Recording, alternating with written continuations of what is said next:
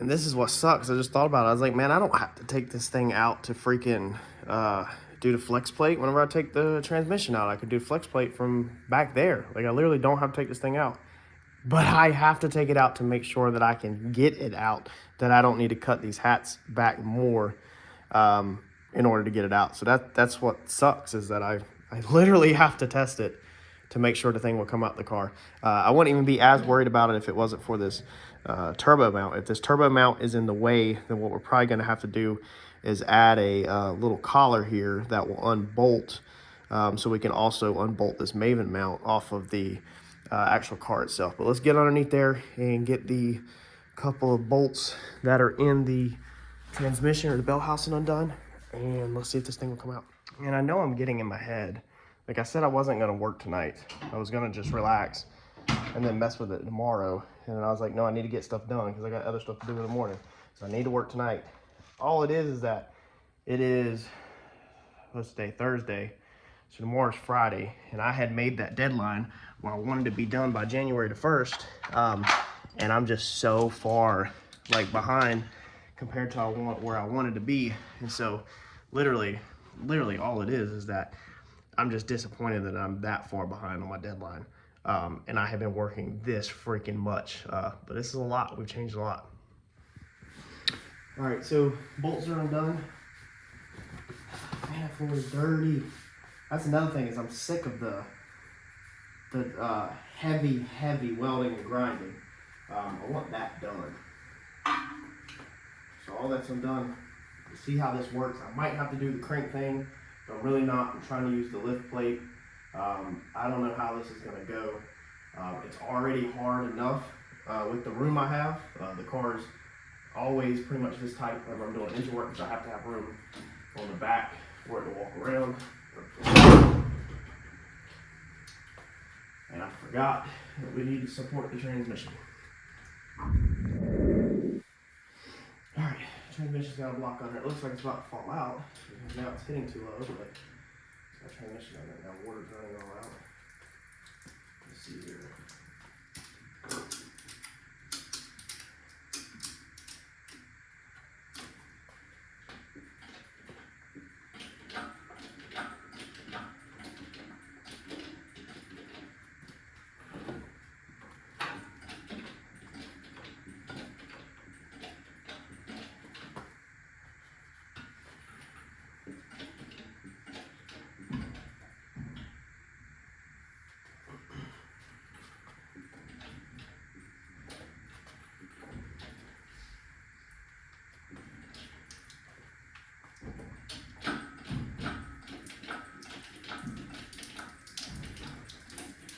Well, would you look at that?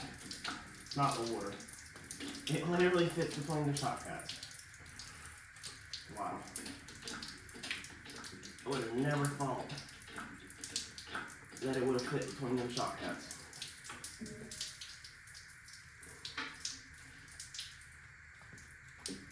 Never in a million years would I have thought that thing would have fit.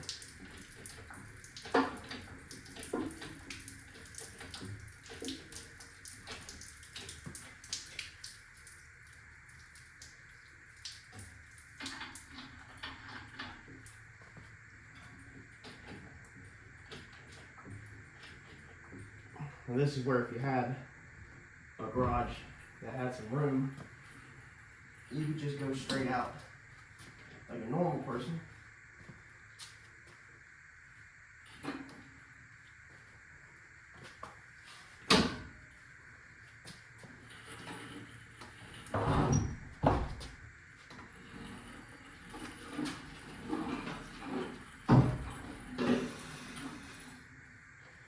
Would you looky. She is out.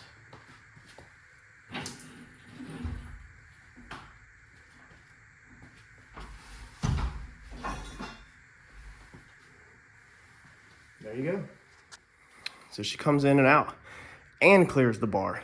How freaking amazing is that? Because I definitely did not plan for it to clear the bars. I guess I could have measured, we had a rough measurement from the head to the head, but I didn't even think of measuring that at all. See, the transmission's about to fall out. But that's it's really, really, really good news. So let's go ahead, plug the welder in, and go ahead and burn in all these gaps. Grind down these top of these frame rails, and then I think we can stab that thing back in. Put our vacuum block on, and then we can stab that thing back in, and we can move forward.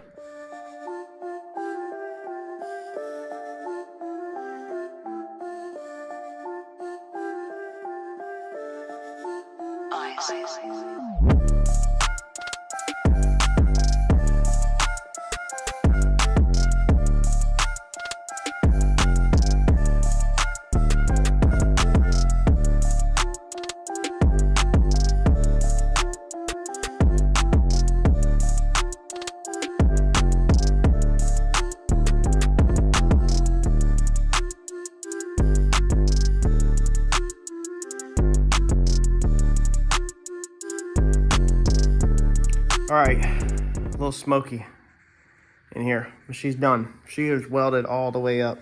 It's not pretty, but it's done. We got her done. My torch kept wanting, or the end of my MIG trigger thing kept wanting to touch down. I think it's because it's dirty. I just knocked some of it out. Definitely need to clean it up. Been doing a bunch of welding. But I'm going to type that in on Google when I go upstairs of why sometimes the end of the gun wants to stick. Because I used to be able to literally sit the end of the gun down on metal to do a tack, to hold it steady. And for some reason now this afternoon I can't even get near it. And so I thought it was the ground. So when I was welding over here, I moved the grounding clamp over, but that didn't fix it. Made it a little bit better, but that didn't fix it. So yeah, I'm gonna go Google that. I'm sure the answer is very simple, and I'm sure as soon as I type it in on Google, I'll figure it out. But got all that done. Like I said, there's right there where it touched down. Don't want to touch it, but that's where, you know, my MIG gun hit. So I repositioned myself. Man, if they all look like that, that'd be decent. The only way to get them like that is to do the little tacks. There's a bunch of little tacks basically, but you got to make sure the puddle is flowed. Like when you start it, you got to pull the puddle all the way around into the other metal. You can't just sit there and keep hitting it. I know I think somebody asked about it or something. But you got to make sure you flow a puddle basically in a U shape with a bunch of tacks. If you're doing like sheet metal like this, it's a little thicker sheet metal because it's old school. But on all my sheet metal, I do like that. Now on my bars, the little bars, I'll kind of do it. The big bars, you know, I kind of do it. Sometimes I flow with it until it looks like it's about to, you know, the puddle's about to blow through or whatever. But I do run it hot. So this welder, I don't know what the settings are equal to, but on this welder, I run it all the way up to level C whenever I'm doing all that right there. So that's about half of what the machine's capable of, I guess. It's a really good welder, so I like that welder a lot. The sheet metal, when I'm doing sheet metal, I actually bump it down to level B. So that's one notch up from the lowest setting it has.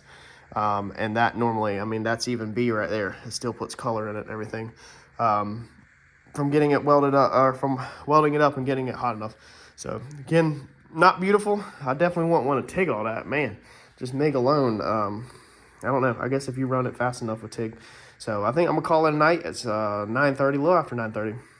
I need to shower, edit YouTube videos, and try to relax a little. I'm getting kind of irritated that my whole Christmas break has been basically running bars and welding and grinding. Like, it's the grinding and the welding, it's the mess. That's the most aggravating. I did not expect to be running bars and doing fab work for this long at all. But we have done a ton. If you're new, I know it's growing at a pretty rapid pace.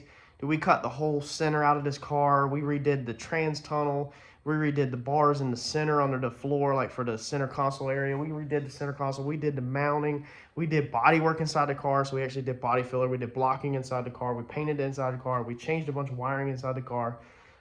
We did the firewall. We made a firewall piece. We extended the trans tunnel piece. Got all that stuff upholstered.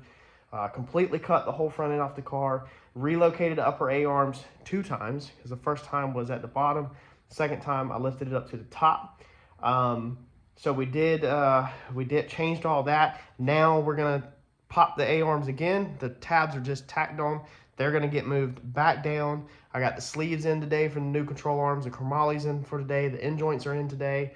The ball joints that we were using, the Summit Racing ones, they fit the new sleeves, so they're good to go. We'll drop them off at Uncle Mike this coming Monday.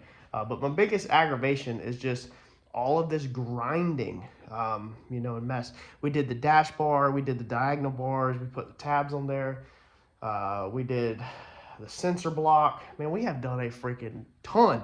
And that's the reason why there's been one video a day, because there's just too much. I'm doing too much too fast. But yeah, we'll grind all that out. And once we grind that out, sweep up, we should be able to stab that motor back in, put a couple more bolts back through transmission just to hold it. And we can start running the basics, you know, on the engine side, start cleaning stuff up a little, run the basics. And then from there, it'll just be some little tabs, you know, odds and ends like that. Once we feel like we have it all, then we will go ahead and brush all the bars out. We need to make the cap panels for the firewall right here where the cage passes through, where we cut it in the corner. So we need to make them aluminum panels, but that can just be riveted in.